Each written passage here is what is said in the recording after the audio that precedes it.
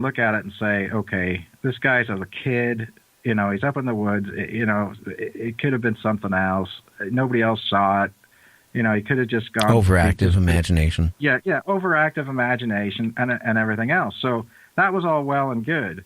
And I was happy with that because, to be honest with you, again, my dad was a physician. So just like your friend, the last thing you want to do is have anybody in your family having anything weird happening, or say that anything happened and everything else. So, but I guess one day after all this had happened, I walked outside our house, and our house was a little village. There was only 200 people that lived in the village, so everything was really close together. And I was walking from our house. So our house was behind the new pub, which was next to the old pub.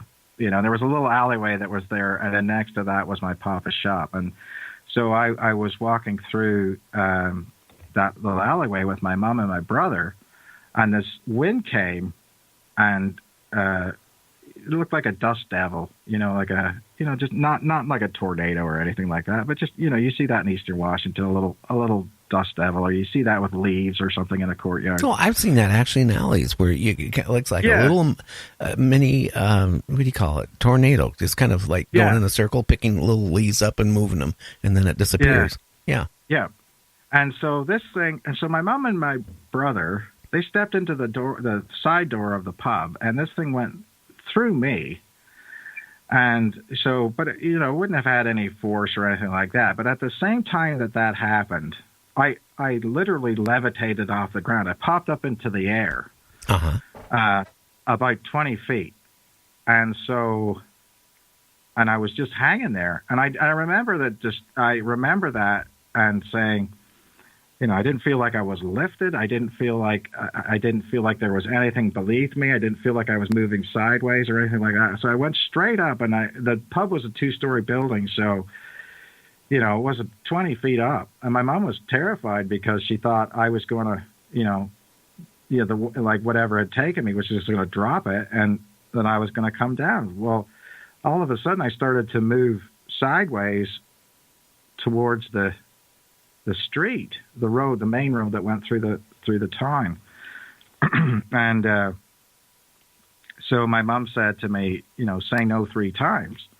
So, which is an Irish thing, basically whenever, with fairies and things like that, they have to listen to you. They're not like demons or anything like that. A lot of people think they are, but they're not. They have to, if you tell them to go away, they will. That's kind of the way that goes. And so I said no 3 times, and it basically dropped me down to the bottom. Well, the thing that was interesting about that is my mom and my brother ended up being a big wig at Microsoft for the longest time, and my mom was a very interesting person. They swear, and I used to ask them that all the time. I said, "Are you sure that's what happened? Are you sure that's what happened?" And they say, "Yep, that's exactly what happened." And so it was witnessed by those people. And so, I went to tell my dad. My dad said, "Don't ever tell anybody that story." You know what I mean? Don't ever tell anybody. Yeah, because you would get labeled. Yeah, and so the thing that was funny is that's what basically started me going around the world talking to a lot of people about what this possibly could have been. Had anybody heard of this sort of thing before?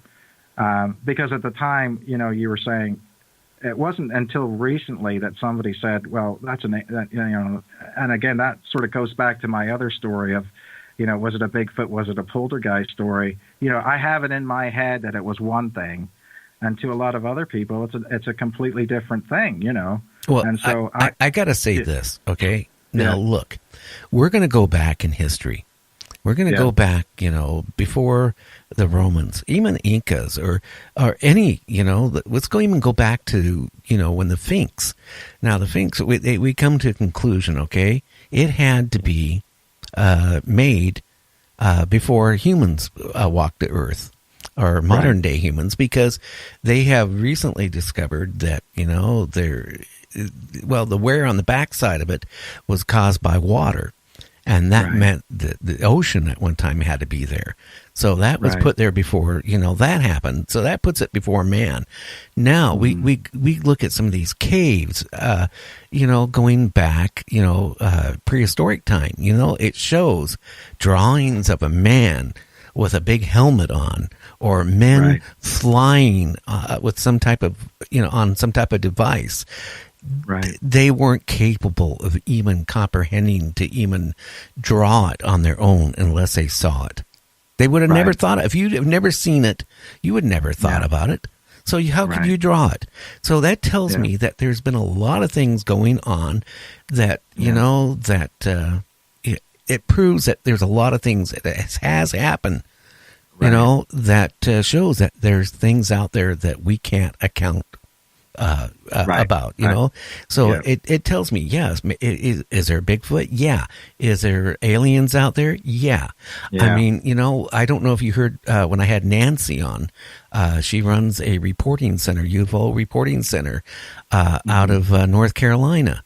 We were talking about when Eisenhower was president, that supposedly that he had a secret meeting with aliens for technology. Basically, they said, quote unquote, we won't attack Earth, okay, but in return, we'll give you, some technology, okay, but we want some humans. Okay, and basically Eisenhower, they agreed on a certain amount, which supposedly the aliens did not live up to their terms. Okay, and so if people out there, will say, well, aliens are friendly, aliens aren't friendly. I don't know. It's just like you take humans. Okay, you're going to have a tribe in the Amazon that are headhunters and eat you, and then you're going to have a different tribe somewhere else who would never even think about it. I mean, you have to keep your eyes open, okay, that there is other life out there. There's things we can't explain, and unless we see it physically, you can't explain it. So you have to keep your mind open that there is things out there, like what happened to you when you were a little kid, what happened to me with my friend out in the Canadian Rockies. I mean, there is things we can't explain. Are they real? Yeah, they're real. We don't know what they are. Are they from a parallel universe? I don't know. I just don't know. But I know there's a lot of things out there that we can't, put our finger on. Well, this is it. I mean, I think this is why a lot of times people, they end up around this field because of the fact that some people are curious and want to experience it. I mean, it's kind of an interesting thing, Gary. Though, I mean, and you probably find this out too in the last few months whenever you started to tell your Bigfoot story.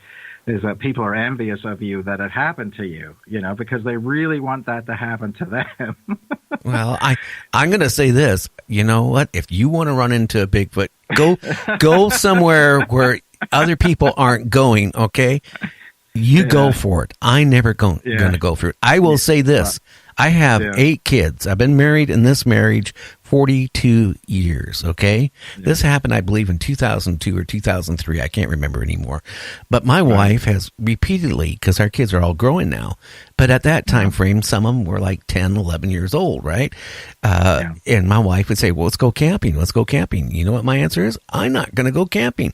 I grew up, okay, with a family. We went camping every weekend during the summer. I mean, that was the way I was growing up. After I ran across this, okay, no way. I won't go out in the woods. No, I won't. Well, why should I look for something I wasn't happy about finding? I don't want to. Let somebody else find it. Yeah. Well, and if you can find it, that's the thing. But it is interesting that a lot of times that initial reaction that you get, and the stress that you feel after that, and I've helped some people go back into the woods. I didn't necessarily want to see Bigfoot, but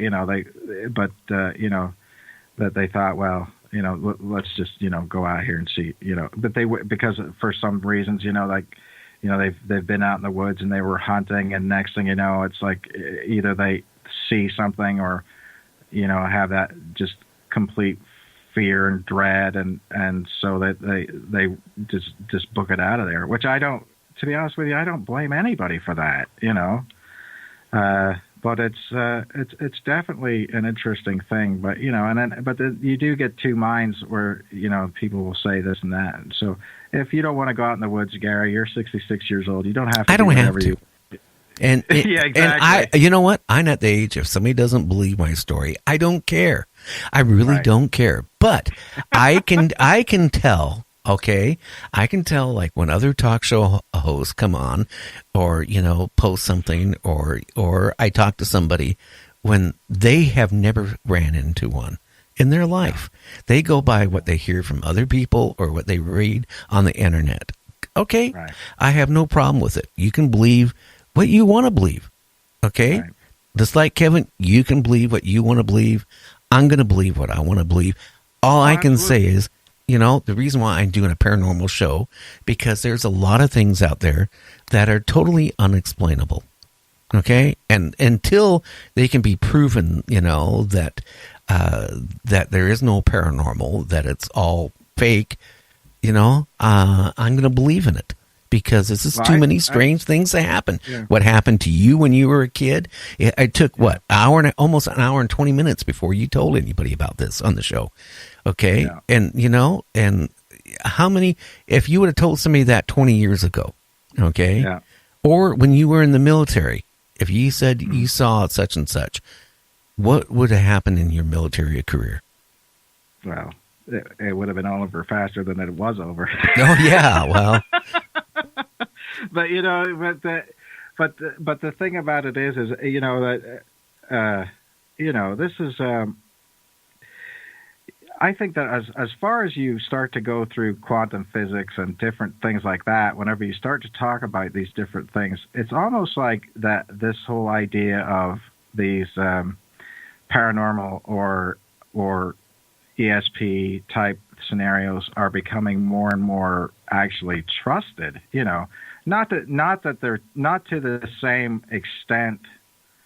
I mean, because the military for one point in time started to do research on remote viewing, and I still honestly, I bet you 2-1 they never gave it up. The only reason why they said they gave it up because it leaked out. That's how it. Yeah, that's my honest opinion. Yeah. Well, I mean, and that's one of those things. So a lot of times people say, well, what's your favorite military movie? I say The Men Who Stare at Goats, because to me that makes so much more sense. I don't know if you've ever seen that movie, but it's kind of an interesting thing. It's about the super soldiers, the sort of Jedi mind people, and it's a comedy because, the way that it's set up is that, that basically they were trying to do remote viewing with a group of people and the training that they went through, which was kind of comical in a way, but there was something that you'll get a kick out of, because you will understand this. It was like there was a guy, and I think he's talking to a senator in an oversight committee, and he's a general, and he said, well, why did we start doing this program?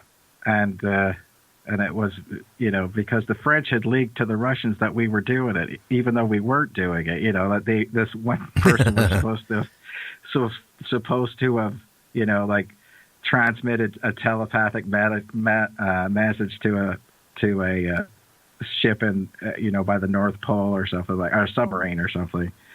And so the French let out that they'd done that. So the Russians they started a program so that they had to start a program because the Russians might find something out that the Americans hadn't found out because the French made it all up in the first. But but this is how honestly some of these things start. Oh yeah. But interestingly enough, I mean, it is an interesting thing. But from a statistical standpoint, whenever you look at the analysis of these different types of things, people can be very, very accurate. But I think one of the things that the military figured out is that, you know, your chances of being correct are probably no better than 85%. You know what I mean? So whenever you get a message